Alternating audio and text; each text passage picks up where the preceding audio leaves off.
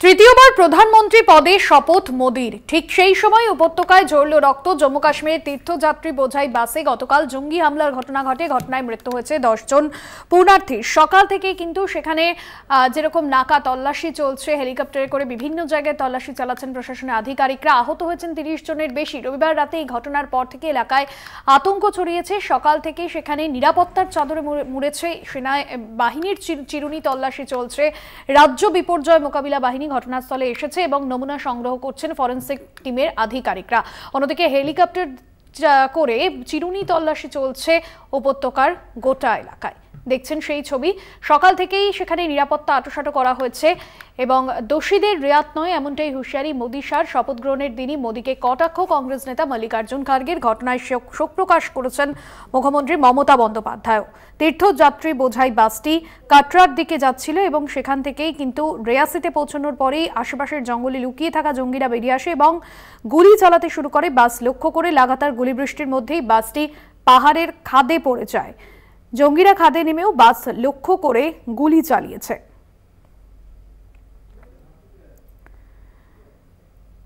এবং যে সমস্ত এলাকায় হামলা চলেছিল সেই সমস্ত জায়গায় হেলিকপ্টার এবং ড্রোনের মাধ্যমে আজ সকাল থেকেই নজরদারি চলছে। তবে এখনো পর্যন্ত জঙ্গিদের কোনো সন্ধান মেলেনি।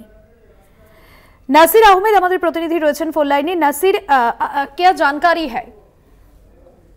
देखिए, ये इन्वेस्टिगेशन तो शुरू कर दी है सिक्योरिटी फोर्सेस ने कि ये जो जिस तरीके से ये बस पे गोलीबारी की गई और इस एरिया में कैसे मिलिटेंट आ सकते हैं, तो ये पता लगाया जा रहा है कि ये जो मिलिटेंट आए थे उन्होंने कैसे इस एरिया में पहुंचे और किस तरीके से उन्होंने गोलीबारी करी। लेकिन अभी तक कल शाम से ही इस एरिया में जो सर्च ऑपरेशन है वो अभी जारी है, जिसमें सेना, जम्मू कश्मीर पुलिस और सीआरपी लगे हुए हैं, लेकिन अभी तक किसी को गिरफ्तार नहीं किया गया है। वही पुलिस का ये कहना है कि ये जो जिस तरीके से हमला किया गया है तो उससे ये साफ जाहिर है कि ये फॉरेन मिलिटेंट्स का काम है और इनका ताल्लुक लश्कर तैयबा मिलिटेंट संगठन से हो सकता है। तो अभी ये सारी चीजें देखी जा रही है और वहीं जो जख्मी लोग हैं उनको अस्पताल में भर्ती कर दिया गया है और उनका इलाज चल रहा है। बाशिकी ধন্যবাদ। নাসির আহমেদ আমাদের প্রতিনিধি ছিলেন ফোন লাইনে। আপনাদের জানিয়ে রাখবো, মোদির শপথের দিনেই জম্মুতে জঙ্গি হামলা এবং এই ঘটনায় বেশ কয়েকজনের মৃত্যু যেরকম হয়েছে এবং যাত্রী বোঝাই যে বাস, সেই বাস গতকাল খাদে পড়ে যায়।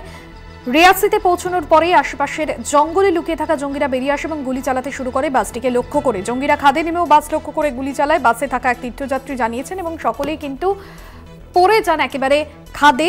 বাসের যাত্রীরা তারা অনেকেই খাদে পড়ে গিয়েছে।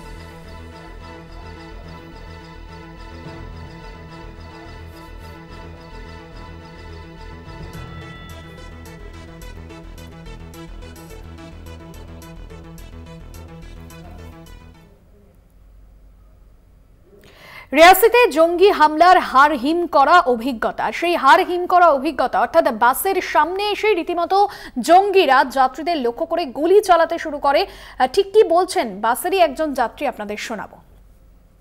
मैंने अपने आँख से केवल एक लोग को देखा था जो ऑन रोड पे बीच रोड में खड़ा था और फायरिंग कर रहा था। उसके बाद में 2 मिनट के बाद में बस जो है खाई में गिर गई।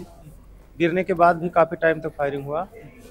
उसके बाद में रुक के बीच में फायरिंग होने लगा। लगभग आधा घंटा तक 1 घंटा तक फायरिंग हुआ। उसके बाद में कुछ लोग आए, उनकी सहायता से हम लोग बाहर निकल के आए। तो कितने लोग, एक ही शख्स था जिसे आपने देखा था? हाँ, अपने आँख से मैंने केवल एक ही लोग को देखा था जो फायरिंग कर रहा था। हो सकता है कि आसपास में रहे हों, हम न देख पाए हों। बस के आगे आया था वो शख्स, आगे से फायरिंग जस्ट सामने से फायरिंग किया था। आप दर्शन करने के बाद वापस लौट रहे थे हम लोग, सब वापस लौट रहे थे दर्शन करने के बाद में। बस अचानक जो है बस पहाड़ से नीचे उतर रही थी, तभी देखा हमने कि जो है ऑन रोड पे एक व्यक्ति है जो काला पट्टी बांधे हुए था, मिलिट्री का जैसा ड्रेस पहने हुआ था और वो फायरिंग कर रहा था। फेस पे उन्होंने ब्लैक। तो गोली चालक को लगी थी सबसे पहले? पहले हमें लग रहा है कि पहले चालक को लगी थी। अच्छा, अभी ये आप कह रहे हैं कि उनको लगी होगी और फिर संतुलन बिगड़ा होगा और फिर बस खाई में गिर गई है।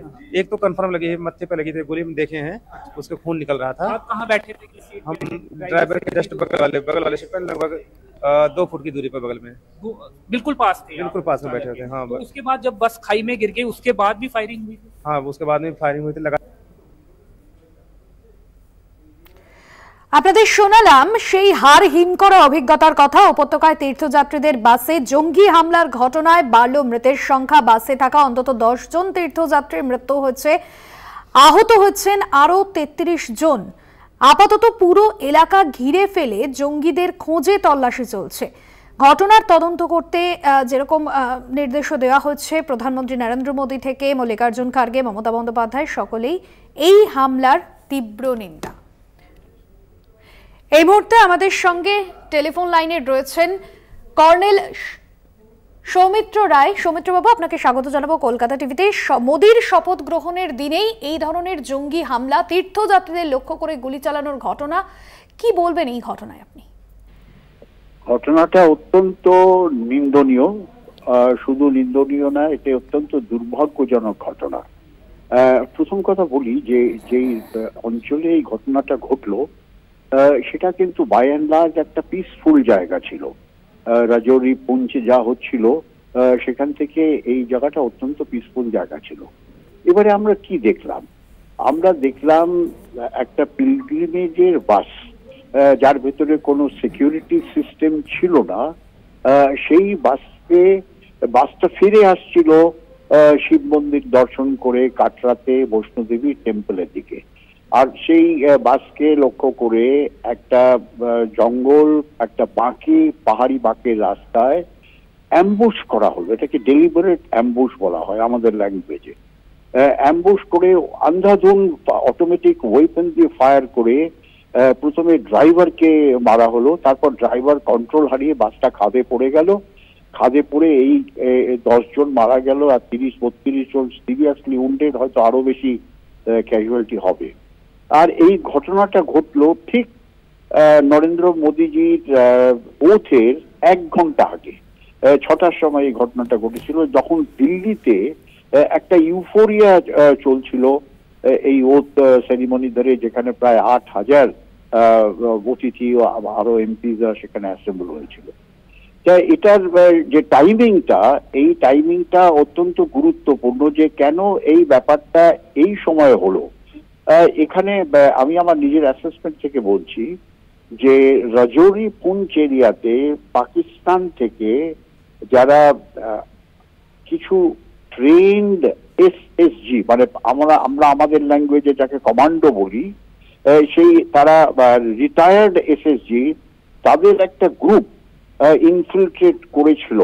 আর তারা এই রাজৌরি অঞ্চলে, পুঞ্চ অঞ্চলে যে যতগুলো নাশকতামূলক ঘটনা ঘটলো তার মধ্যে জড়িত ছিল। সেই গ্রুপেরই একটা অংশ আমি মনে করি তারা এই রিয়াসি অঞ্চলে ইনফিলট্রেট করে এই ধরনের একটা অ্যাক্টিভিটি সেখানে করলো।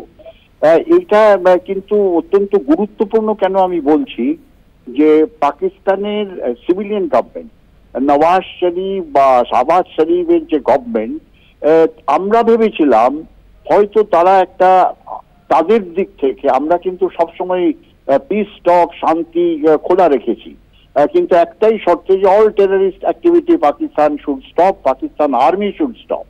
আর সেটা প্রমাণ হলো যে পাকিস্তানের সিভিলিয়ান সরকারের, পাকিস্তানের আর্মি, আইএসআই বা এই ধরনের সন্ত্রাসমূলক সংগঠনের উপর তাদের কোনো কন্ট্রোল নেই।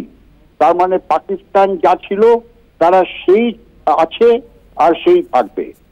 কিন্তু আমি একটা কথা বলতে পারি যে ভারতবর্ষের দিক থেকে আমাদের সুরক্ষা বাহিনী কিন্তু অত্যন্ত সজাগ, আর আমাদের সুরক্ষা বাহিনীর কাছে সমস্ত রকম ইনফরমেশন আছে। আর পাকিস্তানকে বা যে টেররিস্ট অর্গানাইজেশন এই পিলগ্রিমেজদের উপর এই ধরনের একটা আক্রমণ করে হত্যা করলো, তাদের কিন্তু উপযুক্ত শাস্তি দেওয়া হবে। It is a matter of only time. আর অত্যন্ত দুর্ভাগ্যজনক ঘটনা। যারা এই ঘটনায় মারা গেল বা আহত হলো, তাদের প্রতি আপনাদের চ্যানেলের থ্রু দিয়ে আমি আমার সমবেদনা জানাচ্ছি। অনেক ধন্যবাদ জানাবো আপনাকে কর্নেল সৌমিত্র রায়। অবশ্য